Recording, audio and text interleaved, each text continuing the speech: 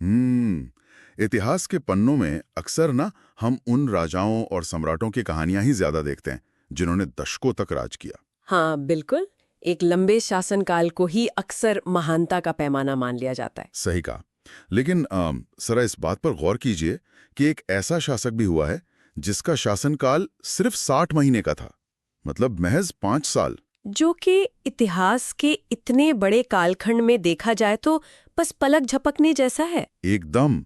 फिर भी आज जब भी हम और आप अपनी जेब से 1 रुपया निकालते हैं या फिर दिल्ली से अमृतसर होते हुए उस मशहूर ग्रैंड ट्रंक रोड पर सफर करते हैं, तो हम अनजाने में ही 500 साल पुरानी उसी 5 साल की व्यवस्था का इस्तेमाल कर रहे होते हैं। ये सच में हैरान करने वाली बात है। है ना? तो आज हमारे पास जो भी स्रोत और ऐतिहासिक दस्तावेज हैं, हम उनका एक बहुत ही गहन विश्लेषण कर रहे हैं। हमारा मकसद यह समझना है कि कैसे एक इंसान ने, जिसके पास शुरुआत में ना कोई पुश्तैनी रियासत थी और ना ही कोई शाही खजाना, हाँ बिल्कुल जीरो से शुरुआत की थी। वही तो, उसने तत्कालीन भारत के सबसे बड़े साम्राज्य को उखाड़ फेंका और सत्ता में आने के बाद बिना किसी आधुनिक तकनीक के सिर्फ 5 साल में पूरे उपमहाद्वीप का बुनियादी ढांचा ही बदल के रख दिया। हम बात कर रहे हैं शेर शाह सूरी की। और पता है, ये कहानी सिर्फ कुछ लड़ाइयों या किसी तख्त को हासिल करने तक सीमित नहीं है।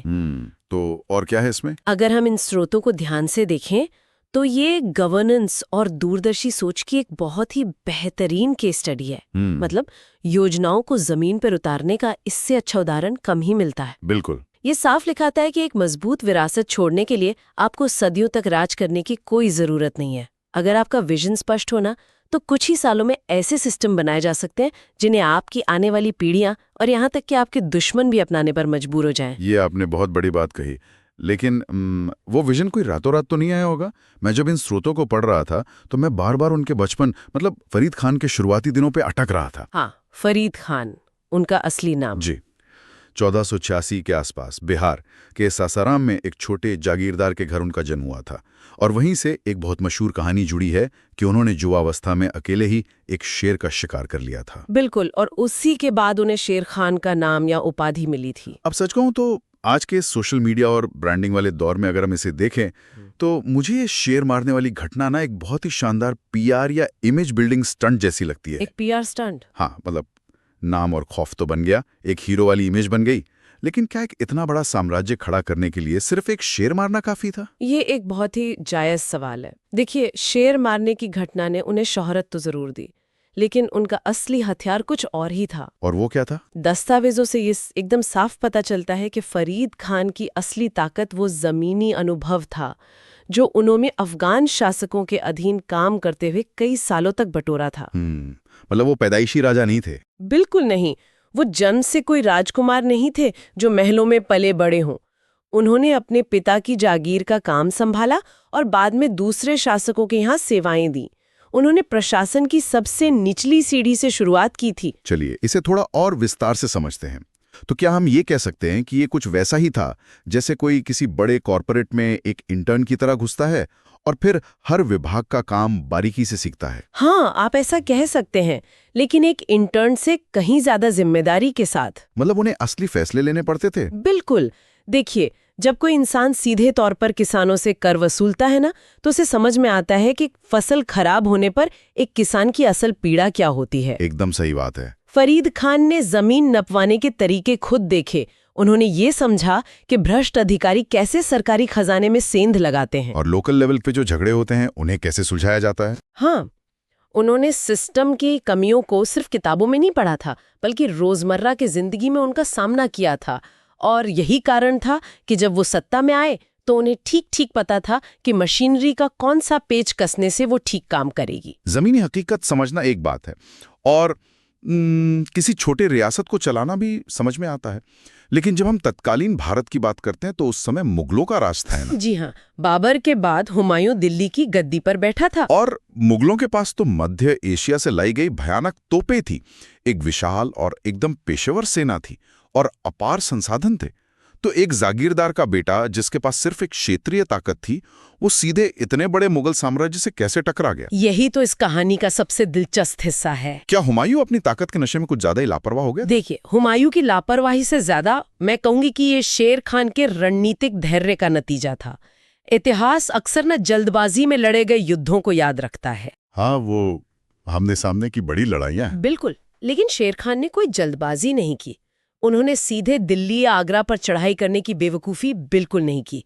इसके बजाय उन्होंने अपना ध्यान पूर्व की तरफ रखा। पूर्व की तरफ मतलब बंगाल और बिहार पर। हाँ, सीधे बड़े दुश्मन को ललकारने के बजाय उन्होंने अपना बेस कैंप मजबूत किया। लेकिन बंगाल और बिहार ही क्यों? मतलब कोई और जगह क्यों नहीं? क्योंकि वो क्षेत्र उस समय का इकोनॉमिक पावर हाउस था। अच्छा, वहां पैसा बहुत था। बिल्कुल, वहां की जमीन बहुत उपजाऊ थी, कृषि से भारी मात्रा में कर मिलता था और समुद्री व्यापार के रास्ते भी वहीं से खुलते थे। ओहो, तो मतलब उन्हें लड़ने के लिए जो फंडिंग चाहिए थी वो वहां से मिल रही थी। एकदम सही। शेर खान ये बात बहुत अच्छी तरह जानते थे कि मुगलों जैसी विशाल सेना से लड़ने के लिए सिर्फ जज्बे से काम नहीं चलेगा, लगातार पैसा और रसद चाहिए होगी। सही बात है, खाली पेट तो युद्ध लड़ा नहीं जाता। तो जब तक उन्होंने बंगाल के खजाने पर पूरी तरह नियंत्रण नहीं कर लिया ना, तब तक वो मुगलों की नजरों से बचते रहे, या यूं कहें कि उन्हें धोखा देते रहें कि वो मुगलों के वफादार हैं। ये तो बिल्कुल शतरंज के खेल में मोहरों को सही जगह पर सेट करने जैसा हुआ। और फिर जब युद्ध हुआ, स्रोतों में 1539 के चौसा के युद्ध का बड़ा रोचक वर्णन है। हाँ, चौसा का युद्ध। वहां तो शेर खान ने मुगलों की उस विशाल सेना और उन खतरनाक तोपों को पूरी तरह से बेअसर कर दिया था। मतलब ये कैसे संभव हुआ? यहाँ जो सबसे दिलचस्प बात है वो ये है कि चौसा के युद्ध में ही उनकी असली सैन्य प्रतिभा सामने आती है। हुमायूं की सेना आकार में बहुत बड़ी थी और उनके पास तोपखाना था, जो उस वक्त का सबसे आधुनिक हथियार माना जाता था। बिल्कुल। लेकिन शेर खान ने मुगलों को आमने सामने की लड़ाई के लिए उकसाया ही नहीं। उन्होंने अपनी सेना को मुगल कैंप के पास ले जाकर खड़ा कर दिया और बस इंतजार किया। इंतजार किया? मतलब महीनों तक सिर्फ इंतजार? हाँ, लगभग 3 महीने तक। क्या इससे सेना का मनोबल नहीं टूटता, बिना लड़े बैठे रहना? यही तो चाल थी उनकी। शेर खां असल में मॉनसून के आने का इंतजार कर रहे थे। उन्होंने बहुत ही चालाकी से अपना शिविर एक ऊंचे स्थान पर लगाया था। और मुगल सेना? मुगल सेना कर्मनाशा और गंगा नदी के बीच एक निचले इलाके में डेरा डाले हुए थे। तो जैसे ही भयंकर बारिश शुरू हुई, अरे तो नदियों का पानी मुगल शिविर में भर गया होगा। एकदम पूरा कैंप पानी और कीचड़ से भर गया। और पानी भरने का मतलब है कि उनकी वो भारी भरकम तोपें कीचड़ में धंस गईं और सारा का सारा बारूद भीग कर बेकार हो गया। बिल्कुल सटीक विश्लेषण। और जैसे ही मुगलों का बारूद नाकाम हुआ, शेर खां की सेना ने आधी रात को 3 तरफ से हमला कर दिया। बाप रे, तब तो मुगल सेना में भारी भगदड़ मच गई होगी। ऐसी भगदड़ के खुद बादशाह हुमायूं को अपनी जान बचाने के लिए अपने घोड़े के साथ गंगा नदी में कूदना पड़ा। एक बादशाह को नदी में कूदकर भागना पड़ा, ये तो बहुत बड़ी हार थी। हाँ, ऐसे एक रणनीतिक जीत ने मुगलों का अजेय होने का भ्रम पूरी तरह तोड़ दिया। हाँ, और फिर इसके ठीक 1 साल बाद 1540 में कन्नौज के युद्ध में शेर खान ने हुमायूं को अंतिम रूप से पराजित कर दिया और हुमायूं को भारत छोड़कर भागना पड़ा। जी। और दिल्ली के तख्त पर बैठकर शेर खान ने शेरशाह सूरी के नाम से अपने साम्राज्य की घोषणा कर दी। यहाँ कहानी सच में बहुत दिलचस्प हो जाती। मतलब सत्ता मिल गई, बड़ा दुश्मन देश छोड़कर भाग गया, अब शेरशाह के पास अपनी मर्जी का इतिहास लिखने का पूरा मौका था। हाँ, पूरा खाली मैदान था उनके सामने। लेकिन विडंबना देखिए, उनके पास केवल 5 साल का वक्त था, 1540 से 1545। बहुत ही कम समय। आज के समय में अगर हम देखें तो किसी भी बड़े इंफ्रास्ट्रक्चर प्रोजेक्ट को सिर्फ सरकारी फाइलों में पास होने में इससे ज्यादा समय लग जाता है। और स्रोत बताते हैं कि शेरशाह ने इन 60 महीनों में पूरे उपमहाद्वीप का नक्शा ही बदल दिया। मैं कहूंगी कि 5 साल का वो समय प्रशासनिक सुधारों का एक ऐसा तूफान था जिसकी मिसाल इतिहास में बहुत ही कम मिलती है। तो उन्होंने सबसे पहले किया क्या? शेरशाह ये गहराई से समझते थे कि इतने विशाल साम्राज्य को ना केवल सेना के दम पर बांधकर नहीं रखा जा सकता। सेना हर जगह तो मौजूद नहीं रह सकती। बिल्कुल, साम्राज्य को एक सूत्र में बांधने के लिए संचार और व्यापार के रास्तों का होना बहुत जरूरी है। इसलिए उन्होंने सबसे बड़ा काम किया, पुरानी और टूटी फूटी सड़कों को जोड़कर एक विशाल हाईवे नेटवर्क बनाना। ओहो, और यहीं से जन्म होता है उस मशहूर सड़क का जिसे आज हम ग्रैंड ट्रंक रोड या जीटी रोड कहते हैं। जी हाँ, बिल्कुल। स्रोतों के अनुसार ये सड़क बंगाल के सोनारगांव से शुरू होकर सीधे पेशावर तक जाती थी, जो आज पाकिस्तान और अफगानिस्तान की सीमा पर है। सोचिए जरा, उस समय के हिसाब से? ये तो हजारों किलोमीटर का फासला है। उस समय बिना किसी भारी मशीनरी या ऑटोमेशन के इतना बड़ा प्रोजेक्ट कैसे पूरा हुआ होगा? इसे पूरा करने के लिए उन्होंने काम को पूरी तरह से विकेंद्रीकृत यानी डिसेंट्रलाइज कर दिया था। और सबसे बड़ी बात, उन्होंने केवल एक सड़क नहीं बनाई बल्कि उसके साथ एक पूरा इकोसिस्टम खड़ा किया। इकोसिस्टम से आपका क्या मतलब है? मतलब हर 2 कोस की दूरी पर लगभग 8 किलोमीटर्स पर एक सराय का निर्माण करवाया गया। दस्तावेजों के अनुसार पूरे साम्राज्य में लगभग 1700 ऐसी सराएं बनवाई गई थीं। 1700 सराएं। इन सरायों को अगर मैं आज के नजरिए से देखूं तो ये आधुनिक एक्सप्रेसवे के किनारे बने उन पिट स्टॉप्स या सर्विस एरियाज जैसी थीं। हाँ, बिल्कुल वही कॉन्सेप्ट था। जहां यात्रियों के ठहरने के लिए कमरे होते हैं, घोड़ों के लिए चारा और पीने का पानी उपलब्ध था।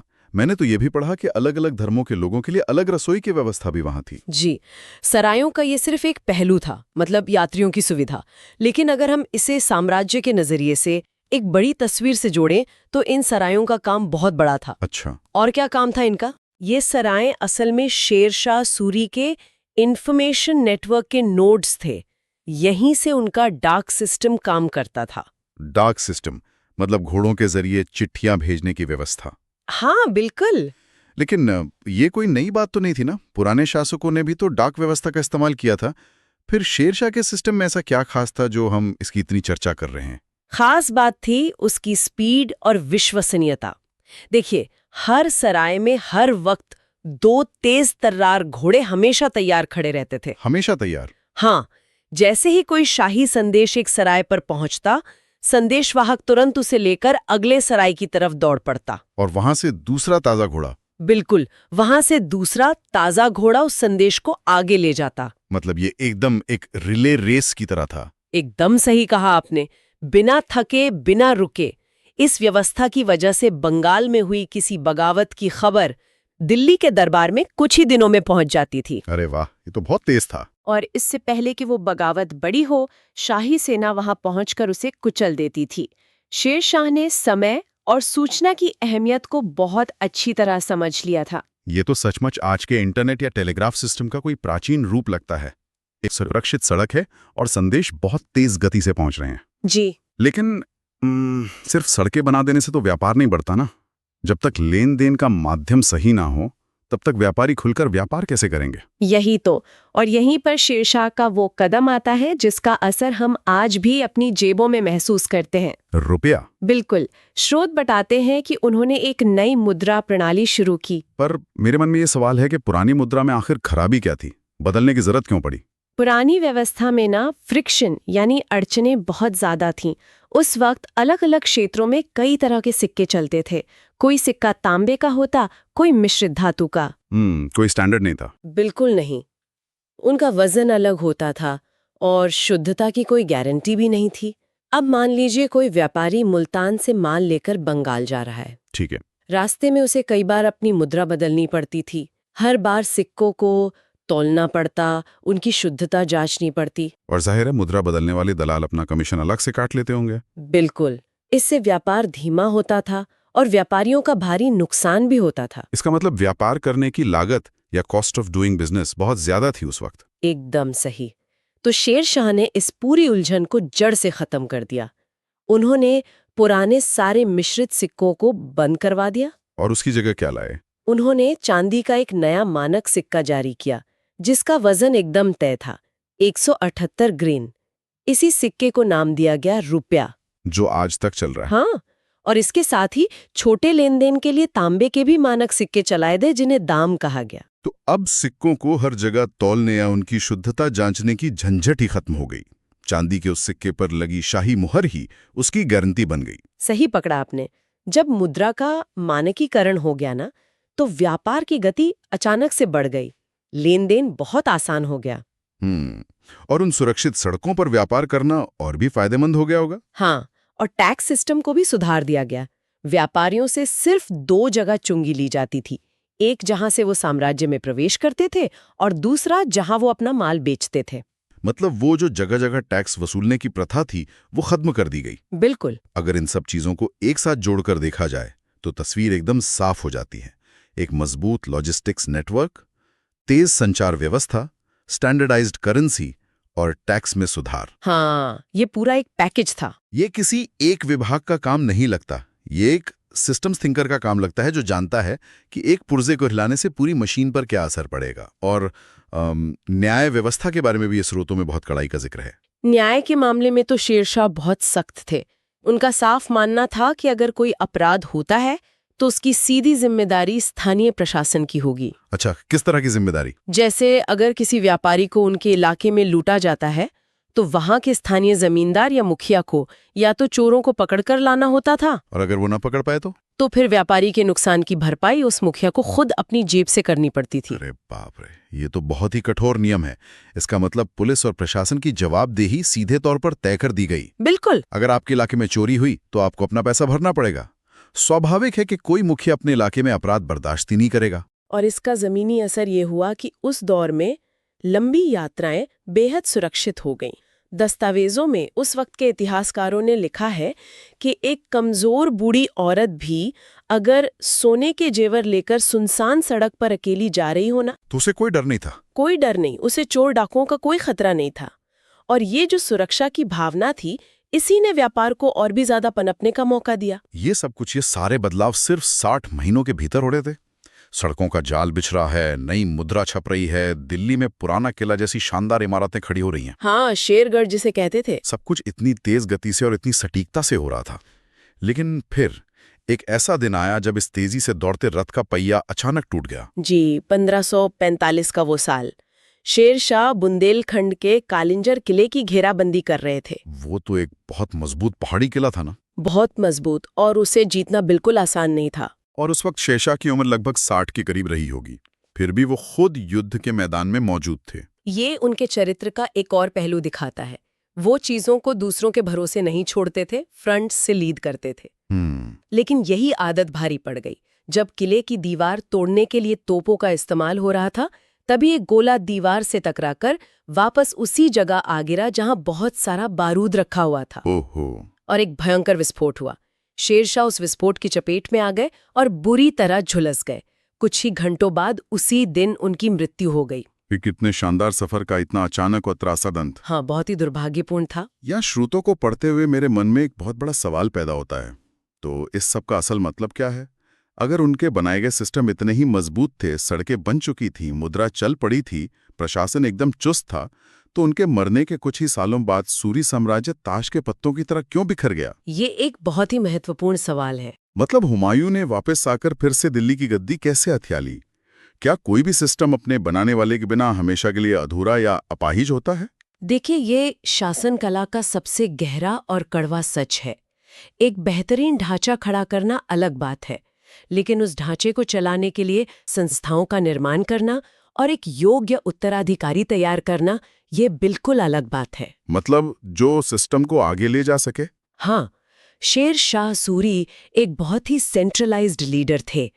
उनके पास वो व्यक्तिगत करिश्मा था, वो अनुभव और वो प्रशासनिक पकड़ थी जो हर चीज को बांध कर रख सकती थी। वो खुद ही पूरी मशीनरी चला रहे थे। बिल्कुल, लेकिन उन्हें अपने इस पूरे विजन को अगली पीढ़ी तक ट्रांसफर करने का समय ही नहीं मिला। मतलब सक्सेशन प्लानिंग या नेतृत्व की दूसरी पंक्ति तैयार करने का उन्हें मौका ही नहीं मिला।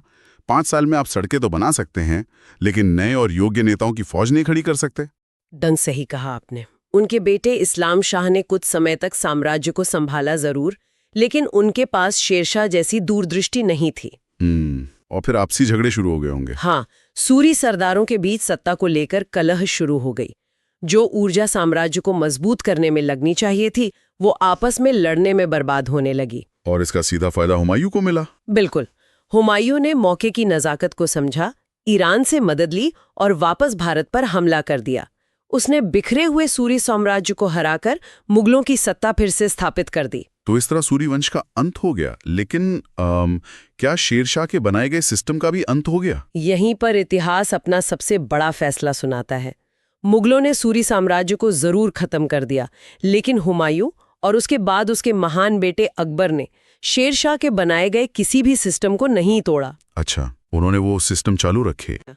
मुगलों ने उसी ग्रैंड ट्रंक रोड का इस्तेमाल अपनी सेनाओं की आवाजाही के लिए किया, उसी डाक व्यवस्था को और भी उन्नत बनाया। ये तो बहुत होशियारी का काम था। और सबसे बड़ी बात बताऊं, अकबर के दौर के मशहूर वित्त मंत्री तोडरमल ने शेरशाह सूरी के जमीन नापने और कर वसूलने के मॉडल को ही अपनाकर अकबर की पूरी राजस्व व्यवस्था खड़ी की थी। अरे वाह! और रुपया? रुपया तो मुगलों की भी आधिकारिक मुद्रा बन गया। ये तो सच में कमाल की बात है। शेरशाह का वंश हार गया, लेकिन उनका बनाया हुआ सिस्टम जीत गया। उनके दुश्मन भी उनके काम की अहमियत को नकार नहीं पाए। और असली जीत इसी को कहते हैं। आप इतिहास में सिर्फ इसलिए याद नहीं रखे जाते कि आपने कितनी लड़ाइयां जीती या कितने साल राज किया। सही बात है। आप इसलिए याद रखे जाते हैं कि आपके जाने के बाद भी आपकी सोच ने लोगों के जीवन को कितने लंबे समय तक प्रभावित किया। आज की इस पूरी चर्चा से जो निष्कर्ष उभर कर सामने आता है वो बहुत ही स्पष्ट और प्रेरणादायक है। स्रोत इस बात की पुष्टि करते हैं कि महानता समय की मोहताज नहीं होती। फरीद खान से शेरशाह सूरी बनने का सफर और फिर केवल 60 महीनों में उपमहाद्वीप का बुनियादी ढांचा बदल देना, ये अपने आप में एक चमत्कार जैसा है। बिल्कुल। ये साबित करता है कि अगर आपके पास अनुभव है, एक स्पष्ट विजन है और उस विजन को बिना किसी समझौते के जमीन पर उतारने की क्षमता है, तो असंभव लगने वाले काम भी संभव हो जाते हैं। ये आज के दौर के लीडर्स के लिए, चाहे वो राजनीति में हो या व्यापार में, एक बहुत बड़ा सबक है। ये समझना कि व्यवस्था में असल अड़चनें कहाँ हैं और फिर पूरे सिस्टम को उस नजरिए से डिजाइन करना, यही शेरशाह सूरी की असली विरासत है। और ये विरासत आज भी हमारे आसपास मौजूद है। आज जब कोई भी व्यापारी रुपए में लेन देन करता है या कोई ट्रक ड्राइवर जीटी रोड पर मीलों लंबा सफर तय करता है, तो वो सीधे तौर पर 16वीं सदी के उसी विजनरी शासक के काम से जुड़े होते हैं। बिल्कुल। लेकिन इस पूरी कहानी को गहराई से समझने के बाद मेरे मन में एक ऐसा विचार आता है जो सोचने पर मजबूर कर देता है। आप सोचिए, 16वीं सदी में जब कोई कंप्यूटर नहीं था, कोई इंटरनेट नहीं था, संचार के लिए घोड़ों के अलावा कोई साधन नहीं था, तब एक इंसान ने महज 5 साल के भीतर हजारों किलोमीटर लंबी सड़कें बना दी, मुद्रा बदल दी और एक सख्त न्याय व्यवस्था खड़ी कर दी। हाँ, जो आज के समय में सोचना भी मुश्किल लगता है। वही तो। आज हमारे पास दुनिया भर का डेटा है, आर्टिफिशियल इंटेलिजेंस है, अपार धन और संसाधन है, फिर भी आज किसी एक बड़े हाईवे या नए सिस्टम को पूरी तरह लागू होने में दशकों लग जाते हैं। ये तो है। तो सवाल यह है कि क्या हमारी आज की इस आधुनिक व्यवस्था में लंबी कागजी कार्यवाही और फाइलों के अंबार ने तेजी से बड़े बदलाव लाने की हमारी क्षमता को धीमा कर दिया है? क्या आज के इस हाईटेक दौर में सिर्फ 5 साल के भीतर पूरे देश की व्यवस्था में ऐसा कोई चमत्कारी बदलाव लाना वाकई संभव है? ये सोचने वाली बात है। बिल्कुल। ये एक ऐसा सवाल है जो शेरशाह सूरी का वो 5 साल का जादुई शासन हमारे सामने छोड़कर जाता है। तो आज के इस गहन विश्लेषण में हमारे साथ जुड़ने के लिए शुक्रिया। इन ऐतिहासिक स्रोतों पर आधारित हमारी आज की चर्चा में बस इतना ही।